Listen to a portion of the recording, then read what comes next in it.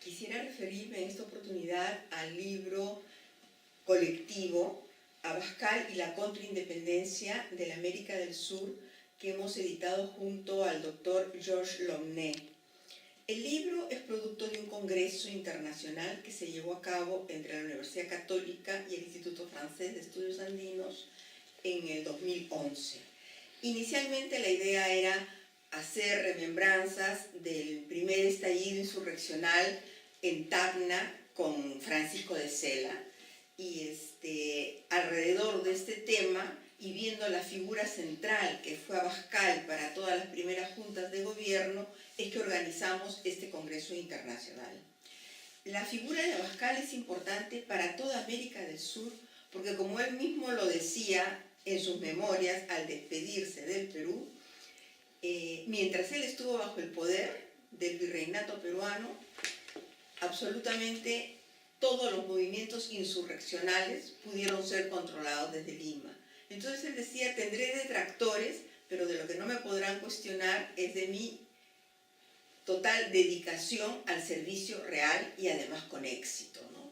Por lo tanto, en la medida en que desde Lima y con la presencia de Abascal se reprimieron insurrecciones en Buenos Aires, en Montevideo, en Santiago, en la Nueva Granada, en Quito, en La Paz, es que invitamos a historiadores especialistas de todos estos espacios, ¿no?, que fueron afectados por la política de Abascal a participar con trabajos en el Congreso. Entonces es un congreso de amplia convocatoria, ¿no? Como digo, el texto que abre el libro es de Brian Hamnet, ¿no?, un especialista en la materia que ha publicado un trabajo sobre Abascal y además que ha trabajado todo el tema de la contrarrevolución en la independencia, ¿no? Y luego, sucesivamente, hay especialistas de Perú, de Colombia, del Ecuador, de Chile, de Bolivia, de Argentina, de Uruguay,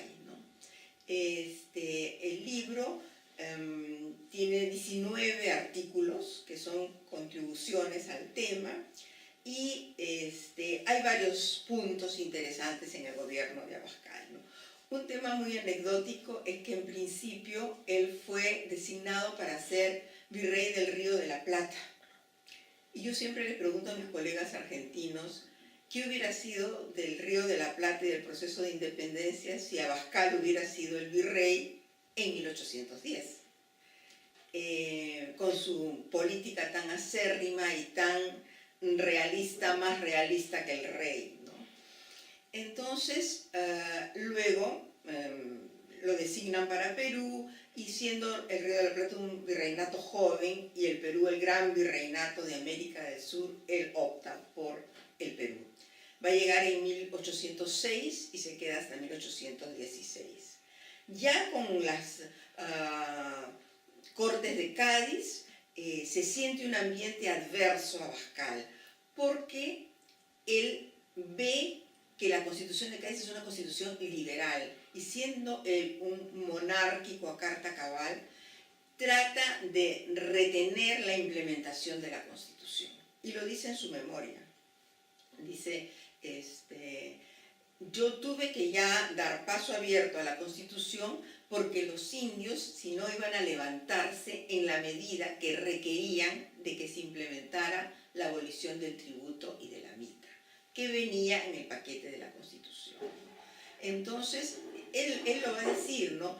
La democracia es un arma de doble filo, hay que tener mucho cuidado, va a llegar solamente a la anarquía, igual que la república, y en todo caso trata de retener, ¿no?, de atrasar, digamos, la implementación de la Constitución y lo que ello va a traer, pero eventualmente va a ceder, ¿no?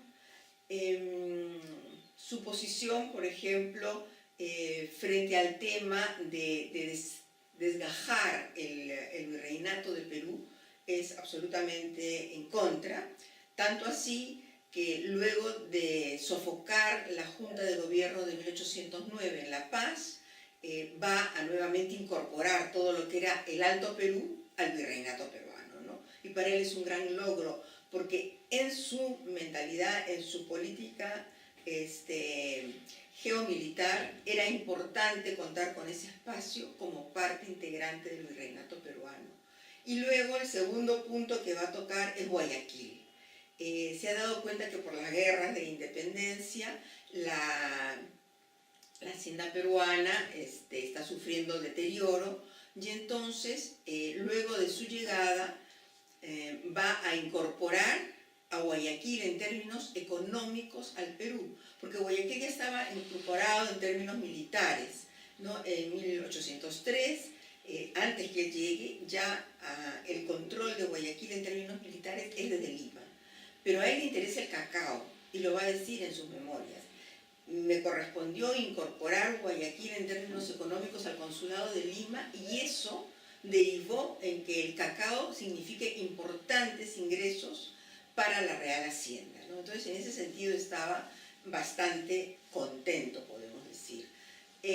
Por otro lado, cuando nota de que el sector criollo puede ser ganado por las ideas liberales, en la medida que hay una institución como el Convictorio de San Carlos, que ha formado muchos intelectuales realmente abiertos hacia las ideas liberales, como lo va a demostrar el hecho que varios de ellos van a ser escogidos para ser diputados por el Perú en las Cortes de Cádiz, ¿no?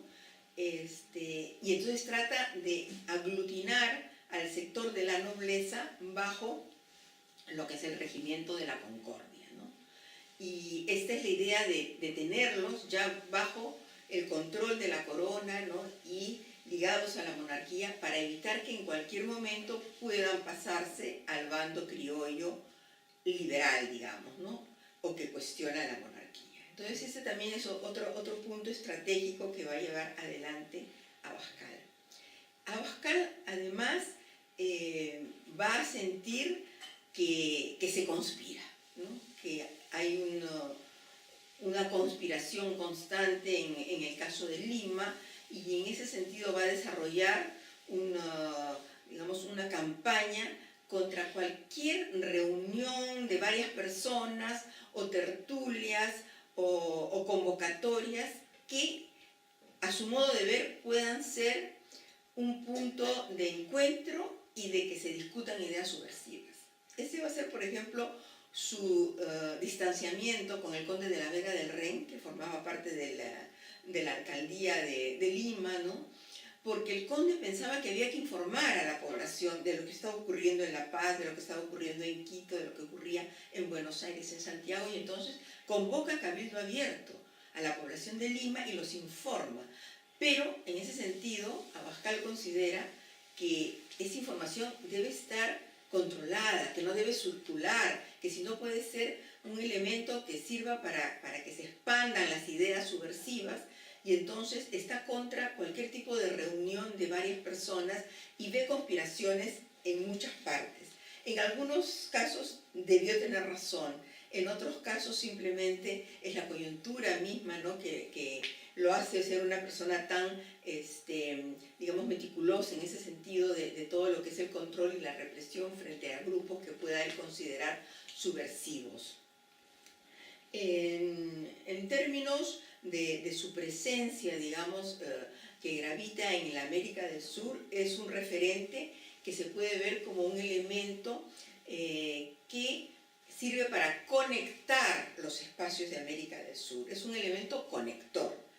Su presencia la sienten en La Paz. Su presencia no solo la sienten, sino que la recuerdan en Quito. Van a decir, el ejército que nos mandó Abascal a reprimir la Junta de 1809, que estaba compuesto por castas de color, por negros, en la medida que él convocó precisamente a las milicias de pardos y de mulatos, ¿no? De pardos, de mulatos y de morenos, ¿no? Y entonces va a haber todo un anticuerpo frente a su figura, ¿no? Igualmente en Chile, igualmente en Buenos Aires, y de una manera, digamos, negativa en la medida que fue el elemento represor, el elemento que controló al movimiento patriota, al movimiento insurreccional. De todas maneras es un elemento conector, ¿no? Porque a partir de él es que hay un juego con los diferentes espacios que rodean al gran virreinato, que es el virreinato peruano, y que él considera que debe ser además de donde se controlen este tipo de movimientos subversivos. Estando los delegados peruanos ya en las Cortes de Cádiz, los diputados enviados por el Perú, se van a reunir y Morales Duárez va a ser el vocero de ellos, que va a pedir, ¿no?, que a Abascal se le saque del cargo, que ella lleva demasiados años en el poder, que normalmente un virrey no se queda tanto tiempo y que es el momento de removerlo, ¿no? Abascal se va a enterar de esto y le va a resultar de muy mal gusto, ¿no? Va a decir, me he enterado de lo que ocurre en Cádiz, pero poco me importa. Yo estoy cumpliendo con mi trabajo y estoy cumpliendo bien. Lo que quiere decir que era claro en Cádiz que muchas de las medidas que se tomaban allá o de los temas que se discutían, en el caso de Abascal, no eran seguidos con particular apertura y por lo tanto era una persona que sería más beneficiosa remover al cargo y buscar a alguien que esté más adecuado al momento que se vive ahora dentro de España, ¿no? Es decir, a la coyuntura de las Cortes de Cádiz. Abascal efectivamente va a regresar a España, ¿no? Y se dice, cosa que no está comprobada, que va a morir el 28 de julio de 1821, es decir, en la fecha en que San Martín, desde la Plaza Mayor de Lima, declaraba, ¿no?, que el Perú era libre e independiente. Un poco el tema del mito, ¿no?, de Abascal, que cierra con este hecho, pero como digo que es un tema que está abierto porque no está plenamente comprobado. El libro, ¿no?, Abascal y la contraindependencia de América del Sur, es un libro que no se refiere exclusivamente al Perú, ¿no? Es el libro que da la macro, ¿no?, presencia de los diferentes espacios de América del Sur en este proceso emancipador, en la primera fase del proceso, la fase de las juntas de gobierno, es decir, de la búsqueda de las autonomías regionales, ¿no? Y por lo tanto, leer el libro es enterarnos, ¿no?, de lo que estaba ocurriendo en la Nueva Granada, en Buenos Aires, en las Capitanías Generales de Chile, en la Audiencia de Quito, en la Audiencia de La Paz. Y en ese sentido, como digo, nos da un perfil no solamente de comparación de cómo fueron estos procesos en otros espacios fuera del Perú, sino también nos ayuda a ver cómo se conectó el proceso de emancipación, que es algo que es una perspectiva que deberíamos adoptar, porque ver la independencia del Perú simplemente centrada en el Perú nos quita muchas posibilidades interpretativas. Muchas gracias.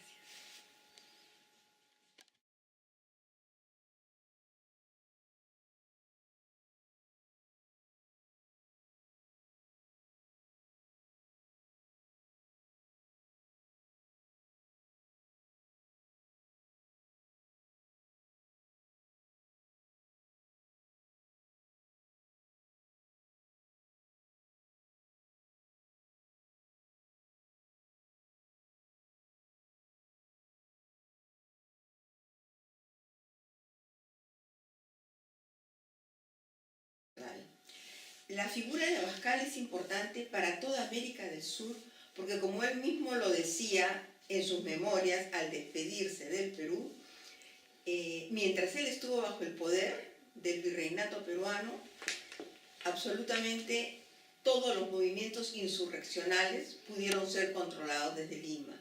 Entonces él decía, tendré detractores, pero de lo que no me podrán cuestionar es de mi total dedicación al servicio real y a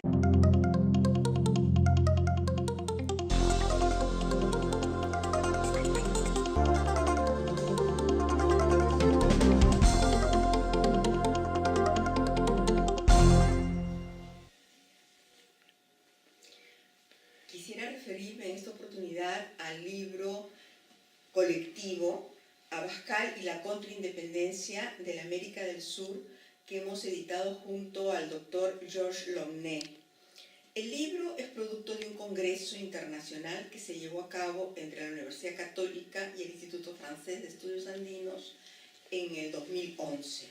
Inicialmente la idea era hacer remembranzas del primer estallido insurreccional en Tacna con Francisco de Sela, y alrededor de este tema y viendo la figura central que fue Abascal para todas las primeras juntas de gobierno, es que organizamos este Congreso Internacional, además con éxito, ¿no? Por lo tanto, en la medida en que desde Lima y con la presencia de Abascal se reprimieron insurrecciones en Buenos Aires, en Montevideo, en Santiago, en la Nueva Granada, en Quito, en La Paz, es que invitamos a historiadores especialistas de todos estos espacios, ¿no?, que fueron afectados por la política de Abascal a participar con trabajos en el Congreso. Entonces es un congreso de amplia convocatoria, ¿no? Como digo, el texto que abre el libro es de Brian Hamnet, ¿no?, un especialista en la materia que ha publicado un trabajo sobre Abascal y además que ha trabajado todo el tema de la contrarrevolución en la independencia, ¿no? Y luego, sucesivamente, hay especialistas de Perú, de Colombia, del Ecuador, de